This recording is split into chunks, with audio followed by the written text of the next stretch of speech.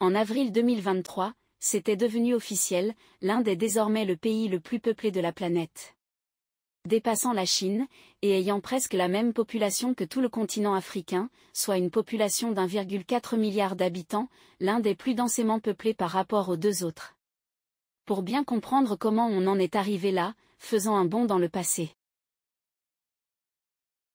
La première raison est l'abondance de terres cultivables. Tous les points sur la carte mondiale les plus densément peuplés coïncident avec les endroits où les terres cultivables et l'eau douce sont les plus abondants. En réalité, ce n'est pas vraiment une coïncidence. Dans l'Antiquité, les gens sont plus incités à s'installer dans les endroits où les terres cultivables sont les plus abondantes, parce qu'il en va de la survie de toute la communauté. Et une fois qu'ils s'installent, plus ils ont de la nourriture, plus ils ont d'enfants et ainsi de suite. La particularité de l'Inde et de la Chine, c'est qu'ils représentent à peine 8,5% des terres émergées mais contient presque 25% des terres cultivables. Les gens ont donc été plus incités à s'installer dans ces endroits, et ces personnes ont fini par avoir plus d'enfants. Pour être plus précis, l'Inde est traversée par plusieurs fleuves majeurs, notamment le Gange, l'Indus, la Yamuna, et le Brahmapoutre. Ces cours d'eau fournissent une ressource essentielle pour l'agriculture, la consommation humaine et les activités économiques. En particulier, le bassin du Gange est une des régions les plus fertiles et densément peuplées au monde.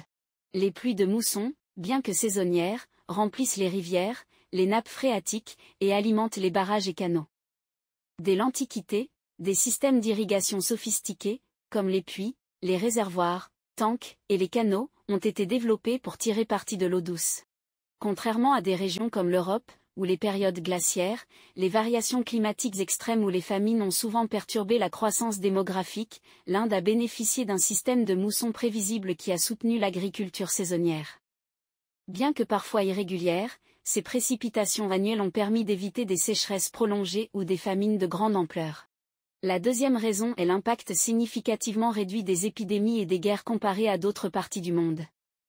Contrairement à l'Europe, qui a vu sa population réduite de près de moitié lors de la peste noire au XIVe siècle, l'Inde n'a pas connu d'épidémie d'une telle ampleur avant l'arrivée de la peste bubonique au XIXe siècle. Ce décalage historique a permis à la population indienne de croître de manière relativement stable pendant des siècles. Cela ne signifie pas que l'Inde était exempte de maladies, des épidémies de choléra, de variole et d'autres maladies ont ponctué son histoire, mais leur impact global sur la démographie était généralement moins catastrophique à l'échelle nationale. En ce qui concerne les conflits armés, bien que l'Inde ait été le théâtre de nombreuses guerres locales et dynastiques, celles-ci avaient souvent une portée limitée, tant en termes de durée, que de territoire. Par exemple, des conflits tels que ceux entre les royaumes du Nord et du Sud étaient importants, mais n'atteignaient pas l'ampleur des grandes guerres européennes, comme la guerre de 100 ans, 1337 à 1453, ou les guerres napoléoniennes. La géographie de l'Inde, avec ses barrières naturelles comme l'Himalaya au nord et ses vastes étendues de forêts et de déserts, a également contribué à protéger la région de certaines invasions extérieures, bien qu'elle ait été confrontée à des incursions régulières, notamment de la part des Perses, des Grecs et plus tard des Moghols. Sous la dynastie des Maurya, 322 à 185 avant Jésus-Christ, la stabilité politique, une administration centralisée efficace, a diminué fortement le nombre de guerres internes. Une politique de non-violence et de tolérance religieuse est instaurée après la conversion de l'Inde au bouddhisme. Cette approche a non seulement réduit les tensions internes, mais a également favorisé un climat de coopération entre les diverses communautés de l'Empire. Bien sûr que l'Inde a connu de nombreuses périodes troubles, par contre leur ampleur sur la population a été relativement limitée. La troisième raison est l'impact de la médecine moderne du XIXe siècle. Avant le XIXe siècle, le système sanitaire de l'Inde précoloniale reposait sur des traditions, qui prônaient une approche holistique de la santé. Ces systèmes combinaient prévention, traitement à base de plantes et techniques avancées comme la chirurgie. L'hygiène quotidienne, les régimes alimentaires adaptés et l'usage d'infrastructures sanitaires sophistiquées, comme celle de la vallée de l'Indus, renforçaient la prévention des maladies. Les hôpitaux publics, introduits sous l'empereur Ashoka et développés à l'époque médiévale, offraient des soins gratuits. La gestion des épidémies combinait médecine traditionnelle, inoculation précoce et mesures communautaires. Bien que l'accès aux soins ait été influencé par le système des castes, des échanges avec des civilisations étrangères, comme celles de la Perse et de la Grèce, ont enrichi les savoirs médicaux. Tout ceci a permis de limiter, bien que de c'était moins importante, la mortalité infantile. Ensuite, l'occupation britannique, 1757 à 1947, a eu des effets dévastateurs sur l'économie indienne, et l'Inde en général, mais il a également introduit des réformes sanitaires.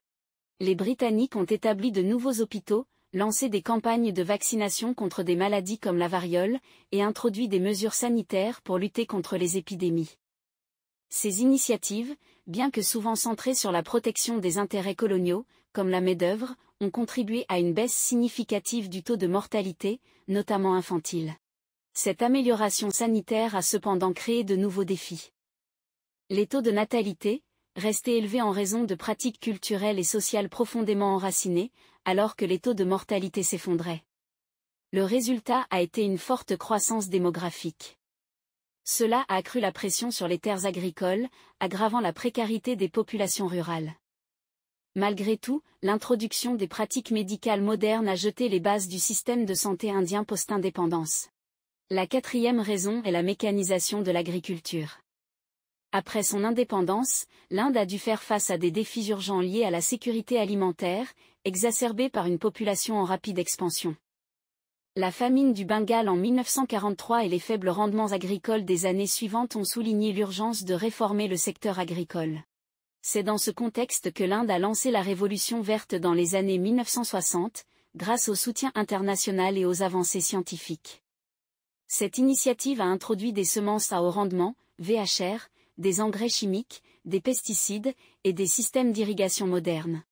Ces innovations ont permis d'augmenter considérablement la productivité des cultures, notamment le blé et le riz, et de réduire la dépendance aux importations alimentaires.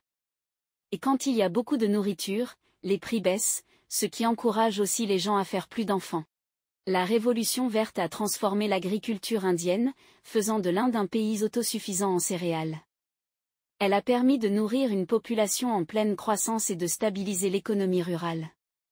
Cependant, ces bénéfices n'ont pas été uniformément répartis. Les régions bien équipées comme le Pendjab et l'Haryana ont bénéficié des nouvelles technologies, tandis que d'autres, moins développées, sont restées en marge. Par ailleurs, seuls les agriculteurs aisés ont pu profiter pleinement des semences et des équipements modernes, ce qui a creusé les inégalités entre petits et grands exploitants.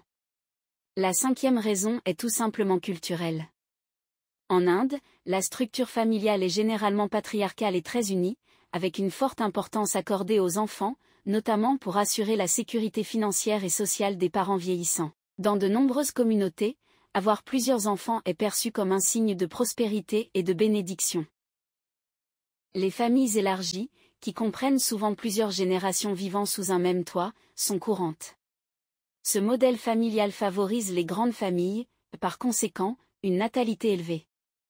De plus, dans les zones rurales, où les enfants sont souvent perçus comme un atout pour travailler dans les champs ou aider à la gestion des terres familiales, le taux de natalité reste particulièrement élevé. Les religions dominantes en Inde, telles que l'hindouisme, l'islam, le christianisme et le sikhisme, sont tous en faveur d'une forte natalité. La pression culturelle pour avoir plusieurs enfants est forte, même dans des contextes où les ressources sont limitées. En milieu rural, où la tradition reste plus forte, cette influence est encore plus marquée. La sixième raison est la question de la contraception. La nouvelle génération indienne, contrairement au reste, est plus éduquée sur le sujet et même plus ouverte à l'utilisation des méthodes contraceptives, surtout ceux dans les grandes villes.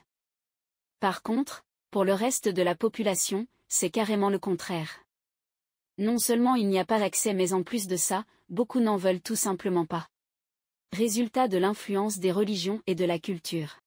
Bien que des efforts aient été faits pour promouvoir la planification familiale en Inde, les taux de contraception et les programmes de contrôle des naissances n'ont pas toujours eu l'impact souhaité dans certaines régions. Cela contribue à une natalité plus élevée, malgré les tentatives du gouvernement pour freiner la croissance démographique. En conclusion, l'Inde est si peuplée en raison de plusieurs facteurs interconnectés, une histoire de civilisation ancienne, des conditions géographiques favorables, et une forte natalité, soutenue par des traditions culturelles. Les progrès dans la réduction de la mortalité grâce aux avancées médicales ont aussi favorisé une croissance rapide de la population. Bien que des efforts pour réduire la natalité soient en cours, l'Inde reste dans une phase de transition démographique, et sa population devrait continuer à croître avant de se stabiliser. N'oubliez pas de laisser un pouce bleu sur cette vidéo si elle vous a inspiré et de vous abonner si vous aimez ce genre d'histoire et moi je vous dis à très bientôt.